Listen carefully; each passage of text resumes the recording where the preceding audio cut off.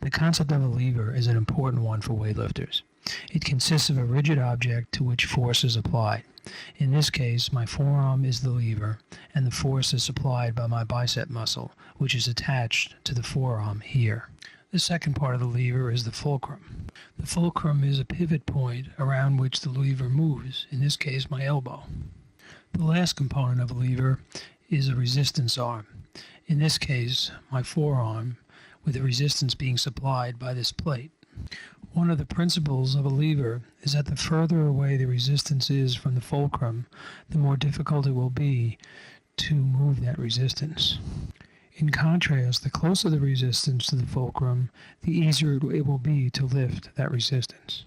Now, the principle of a lever applied to actually lifting a barbell says that if my torso is the lever and my hip joints form the fulcrum I'm concerned with, the further away the bar is from that fulcrum, the more difficult to lift. So if the bar travels away from my body, there's far more stress on my back than if I keep the bar in close to the body. So the whole basis of weightlifting technique is to keep the bar and the body as close to one another throughout the lift as is possible. So when you see a lifter lifting, you're going to see the bar coming close to the shins, close to the body, all the way up as close as possible. The center of gravity represents the point of intersection of three lines of gravity. Let's explain. So in the case of this board, this vertical line is the line of gravity up and down of this particular object. What it really says is the object weighs an equal amount on either side of this line, and this is exactly in the center of its weight.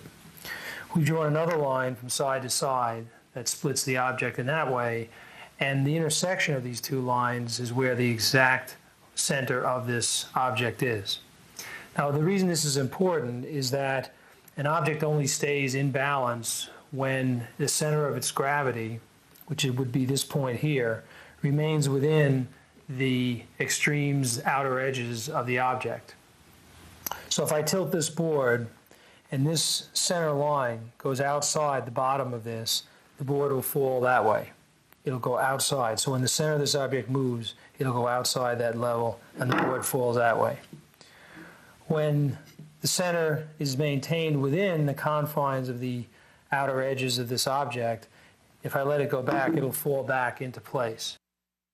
We've taken some license with the center of gravity concept by ignoring the line of gravity of this board front to back, but we'll do that now in discussing a lifter's center of gravity. The center of gravity of the human body is basically at the level of the navel and from front to back in the center of the body. So if I'm trying to maintain my balance and I allow the center of my body to travel outside my base of support, which in my case is the feet, I'm not going to be able to sustain my balance. If I let that go behind my heels, I'm not going to be able to sustain my balance in that way either. Now, when a lifter is interacting with the barbell, the center of gravity is a combination of the lifter's body's center of gravity and the barbell center of gravity. So when I hold an object here, my center of gravity of the combined body and bar shift somewhat forward. They're still within my body, but they're shifted forward of where they were when my body was not holding this bar. And the heavier the bar, the closer the combined center of gravities would move toward each other, and the weight would take greater precedence. So if I were holding a weight 2 times my body weight, the center of gravity of the combined body and bar would be much closer to the bar than to my body. Now, the reason for this importance of this is that the combined center of gravities of the bar and the body must stay within the confines of the feet. If the lifter allows the bar to go too far forward, and it pulls the center of gravity combined forward, you're going to lose balance forward. If you allow it to come back too far this way, you're going to lose balance behind. So maintaining one's balance over the feet is very critical in weightlifting technique.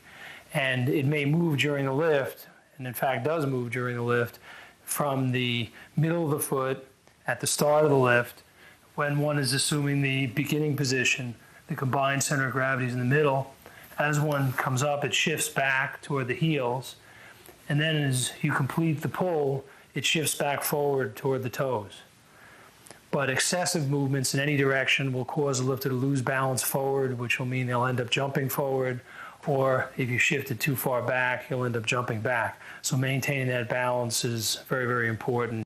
For deeper dives into Olympic-style weightlifting, technique, programs, and over 500 pages of detailed guidance, check out the Weightlifting Encyclopedia, free at weightlifting.org.